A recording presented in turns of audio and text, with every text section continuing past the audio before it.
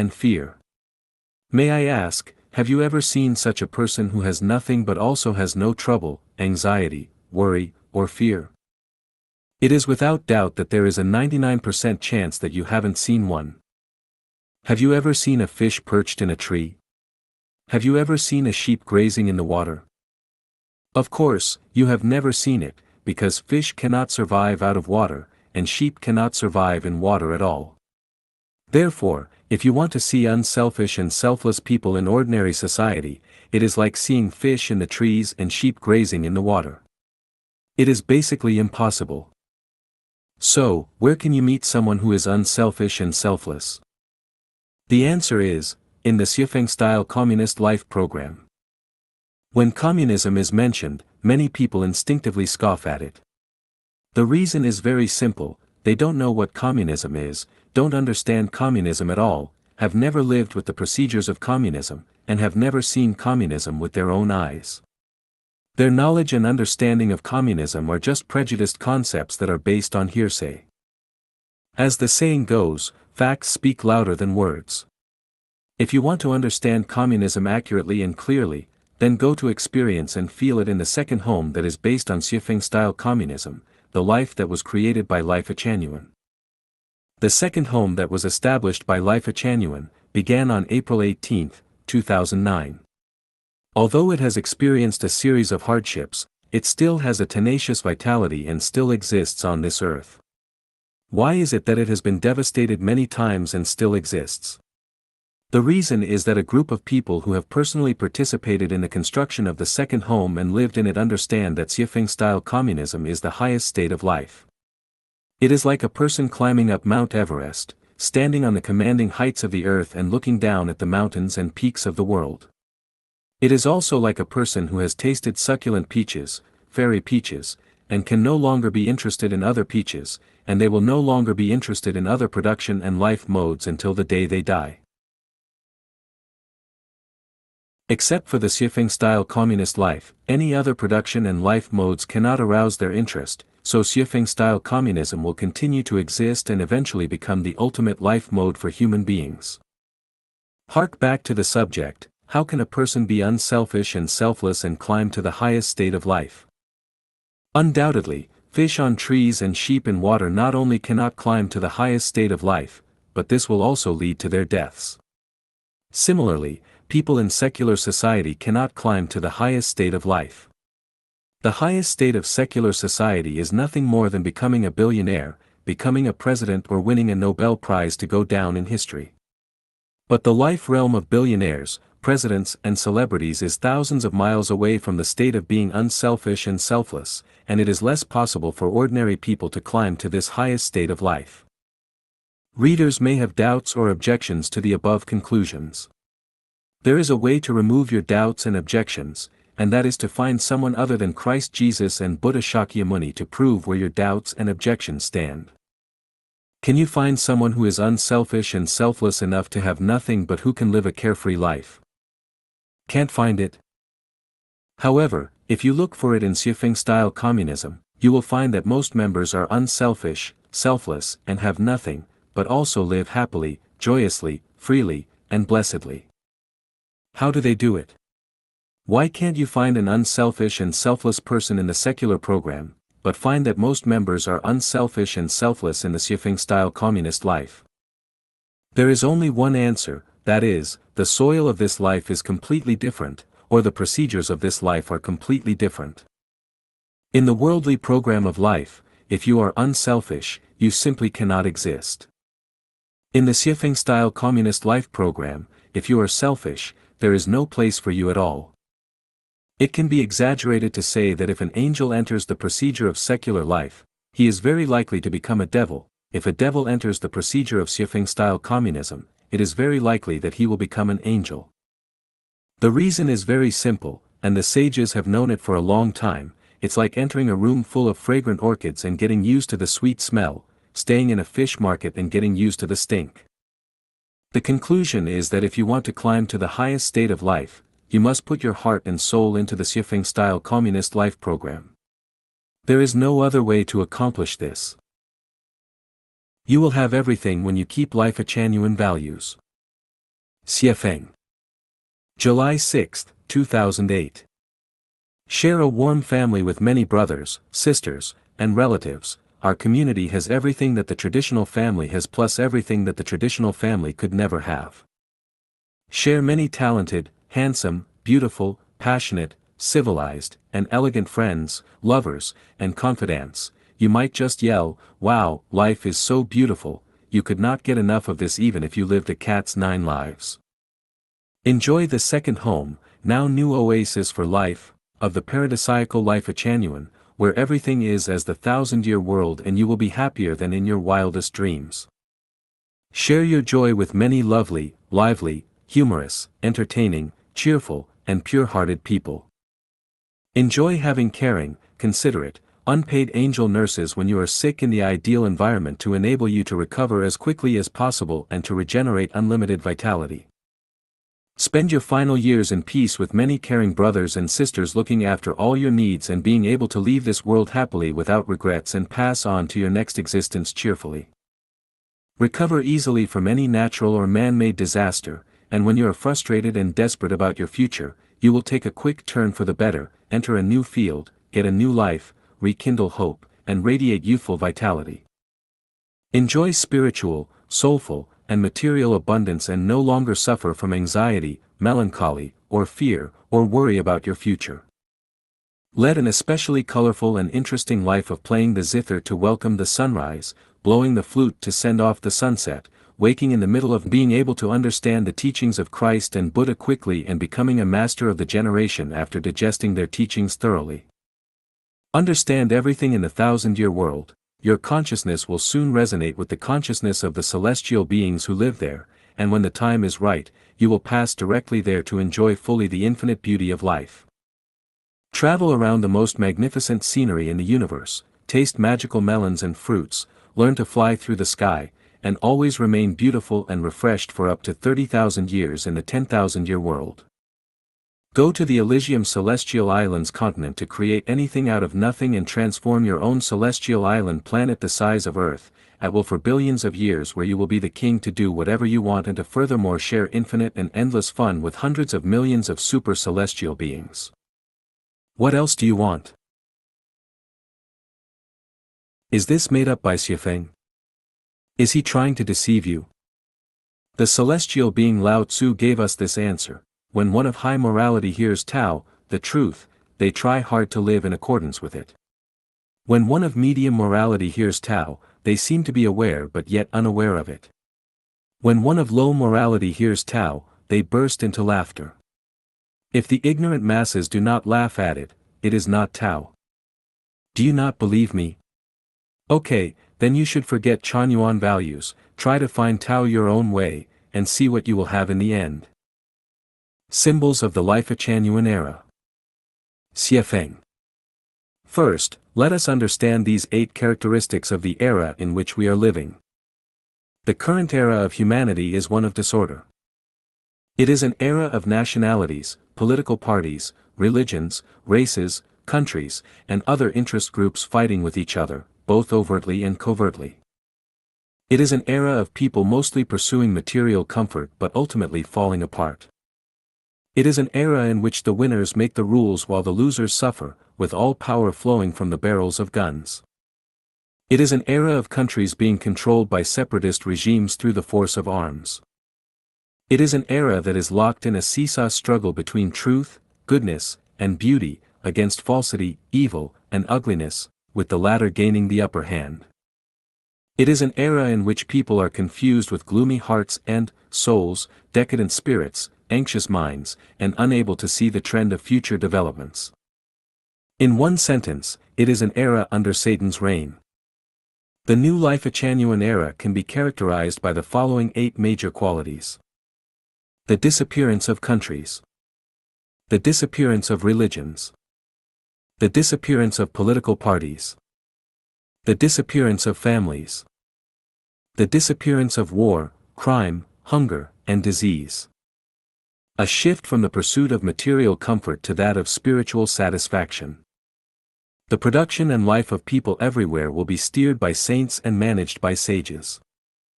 Knowledge of the greatest creator will take root in society and we will live in a harmonious and orderly manner with nature and other advanced lives in the universe. Beyond those, there are these 8 additional features. Deserts will become oases. The orders of, "no one will pocket anything found on the ground and doors are not bolted at night," will become normal. People will trust, respect, and love each other mutually as members of a single family.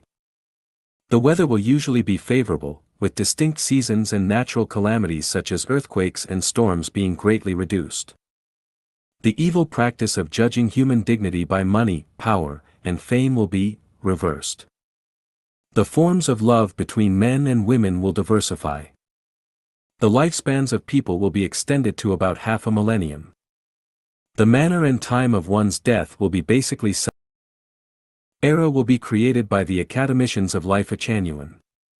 In this new era, the human population may decline sharply while countless extinct species reappear. The world, including the air, water, and land, will purify and restore to its pre-human state. This era will belong to those who have devoted painstaking efforts throughout their lives to revering nature, life, the greatest creator, and humanity. The Lifechanyuan era will last for a millennium, after which time people will enter into another era. People with spiritual senses will certainly perceive the magnitude of this era and will strive for it. People without them will find this statement ridiculous, ignorant, nonsensical, and even whimsical. The arrival of the Lifechanyuan era will not be altered by anyone's will but is the inevitable evolution of life. It is the law and order of Tao. We will enter into this era if we follow Tao, otherwise we will be abandoned by it.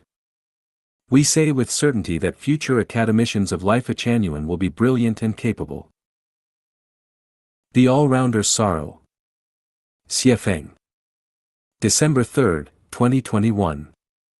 There are some people in the human race who are all-rounders. They understand everything and can do everything. They are geniuses. But for 99.9% of people, to become an all-rounder, it takes time and energy to learn, to practice, and to put their skills into practice. The problem is that life is short, but principles and skills are unlimited. It is not easy to become an all-rounder in this limited period of life. People's talents are just like their looks. People are different. It is impossible to make yourself look like everyone else. Only by giving total commitment to your strengths will be the best choice to go forward on the journey of life. The sad thing is that to survive in human society, most people are not using their strengths, but passively doing jobs that they are not good at, and their true nature cannot flourish, or the law of survival in society forces them to engage in jobs they don't like, to engage in a variety of different jobs, to become an all-rounder. When becoming an all-rounder, many do not realize that it takes much time and energy to study and become an apprentice. As a result, most people lack a true professional skill. They can do many things but are not proficient in any. They know everything, but don't understand anything thoroughly, and they cannot become the best in the field of work that they are engaged in. Also, they have to give up the opportunity to enjoy life and life because of forcing themselves to study and put their skills into practice. In the end, when they find that they are accomplishing nothing and are just struggling to survive, they will hate themselves for being incompetent and will lose confidence in themselves and will lose their longing for a better future. Are we doing what we like? Did we choose it ourselves? Is it what you are good at? Is it your favorite? For most people, the answer is definitely no. We are like a drop of water, being propelled forward by the tide of society. We can't choose by ourselves, whether we like it or not. To survive, we have to do this or that. This is not only a sorrow for individuals, but also a sorrow for mankind. Of course, the social system is different, everyone's degree of freedom is different, the range of work they can choose is also different, and the opportunities to show the abilities that they are good at are also different, but overall, most people are always passive and helpless. They work not to live, but primarily to survive. From my personal life experience, I am engaged in the work I like and am good at only when I live in the second home, and the rest of the time, I am forced to do this or that by the tide of the times and the situation of reality. I am a sad all-rounder. I have been engaged in more than 20 kinds of jobs, such as shepherd, farmer, fitter, clerical assistant, accountant, statistician, teacher, power generation worker, office director, translator, sales clerk, purchaser, salesman, manager, secretary, laundryman, cleaner, receptionist, cook, civil servant in government departments, businessman, small boss, etc. I have lived abroad for more than 20 years, and I run around for survival, all depending on myself. I have to do all the trivial things by myself, even fixing leaking water pipes, the roof, the blocking of sewers, going out for purchasing, etc. And what is the result? Now it can be said that I am good at nothing, and nothing I did has reached a first-class level. How do you turn a tragic life into a comedy? How can everyone engage in a job that they are good at and love for the rest of their lives? How do you let everyone have leisure time to entertain and play, to enjoy the beauty of life and the joy of life? While going to the heaven and hell, I finally found the answer, which is to copy the life pattern of the 1,000-year world of heaven. On this earth, there is a place called the second home, where everyone chooses a job that they like and are good at, and they don't need to worry about anything else. They don't need to think about supporting the elderly and raising children, let alone cooking and washing after meals, because there is a particular person who will worry about this. And after finishing what you are doing every day, the rest of your time is a time of entertainment and play. This is what can be called a human life, and it is also the most perfect way of life in the world. Do you want life to be simple, easy, full of joy, without worries and pains, and become a comedy? Then go to the second home. The biggest internal friction in life is in the relationship between husband and wife. Xiefeng. February 3, 2023. For generations, humans have praised and advocated for maintaining the relationship between husband and wife, and there is even a saying in the folks, better to knock down 10 temples than wreck one marriage. Traditional society placed great importance on marriage and family, and moralists spent their lives praising and defending them. Sociologists have written countless articles on how to maintain the relationship between husband and wife, and governments not only provide legal protection for the maintenance of marriage and family as a cornerstone of social stability, but also crack down on speech and actions that undermine marriage and family. I have never doubted that there are very happy marriages in the world, just as I have never doubted that ironclad orchids can grow on trees. I also long for the kind of relationship between husband and wife where they have known each other since childhood and grow old together, loving each other for a lifetime and staying together for generations. However, the practical experience and reality of human society for thousands of years tell us that the relationship between husband and wife is the most time-consuming and energy-consuming relationship in all human relationships, and one of the main factors that prevents people from fully realizing their potential. Among all productive forces, the greatest creator is the first productive force, that is, the regenerative capacity of natural resources. Without the greatest creator, the first productive force, no matter how capable humans are, it is a dead end. For example, how about if there is no rain? The second one is human. Humans are the second productive force. When a person's production capacity is consumed on matters completely unrelated to creation, such as maintaining relationships between people, it is the greatest repression and destruction of productivity. All men and women who have been married for more than 10 years can use a calculator to calculate where our time and energy have been consumed in our lifetime. Have they been consumed in innovation and creation? In a day of 24 hours, how much time do we spend on innovation and creation? Not much. We spend a lot of time and energy on maintaining the relationship between husband and wife, especially in the spiritual and emotional realms, and we are firmly held hostage by the relationship between husband and wife. First of all, after getting married, half of a person's personal freedom is lost. What creative and innovative ability can a person who has lost their freedom have? Slaves do not have the ability to innovate and create. If their thoughts and bodies are not free, where does their ability to innovate and create come from? If their property is not free either, where is the material condition to think about innovation and creation? Just maintaining basic expenditures such as food, clothing, shelter, transportation, and aging and sickness already exhausts a person. For married people, do you have the right to dispose of your own income? Do you have the right to talk to people of the opposite sex about ideas at night? Do you have the right to eat whatever you want? Do you have the right to go wherever you want during the holidays? If you suddenly get inspiration, do you have the right to turn on the lights and open your computer to type on the keyboard at midnight? Do you have the right to travel alone? Do you have the right to chat and drink tea with your classmates of the opposite sex frequently? Do you dare not take care of your husband's or wife's emotions? When your husband or wife is in a bad mood, do you dare to say the word no? When your husband or wife is sick, do you dare not take care of them? And so on. These are all tangible and calculable drawbacks, but the compromises and concessions required in daily trivial matters also consume a significant amount of time and energy. Therefore, the amount of time and energy a person spends maintaining a marital relationship is enormous, and it is the biggest internal conflict in a person's life.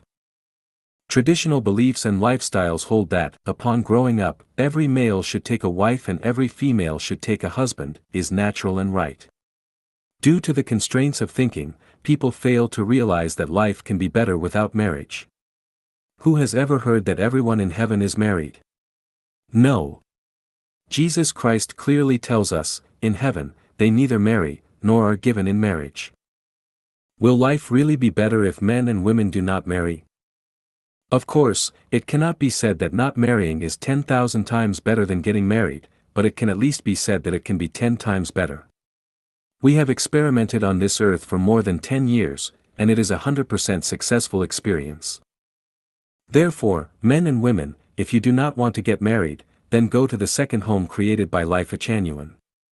Divorced men and women, if you do not want to remarry, then go to the second home created by Lifechanyuan. Life in the second home is definitely 10 times better than life after marriage. Perhaps you have a series of questions, such as who will do the housework? Can we have children? Is there freedom in male-female relationships? What if we get sick or old? I want to tell you that I have thought about all your questions, and there is a perfect program to solve them. Stop getting married. Do not waste the majority of your life's time and energy on maintaining special relationships, and don't consume your wisdom and energy chasing after money and status. Go to the second home, and you will be moved to tears in the end. The codes of behavior for citizens in the kingdom of the greatest creator. Xiefeng. Full of gratitude. Only with gratitude can people obtain real pleasure, and sublime the quality of his life. Only with gratitude can people be optimistic and take things philosophically, and scale the barriers of jealousy, greed, anger, fury, complaint, and resentment, and cross the one-plank bridge built along the cliff safely and smoothly to reach the ideal realm. Only with gratitude can one fully enjoy the pleasure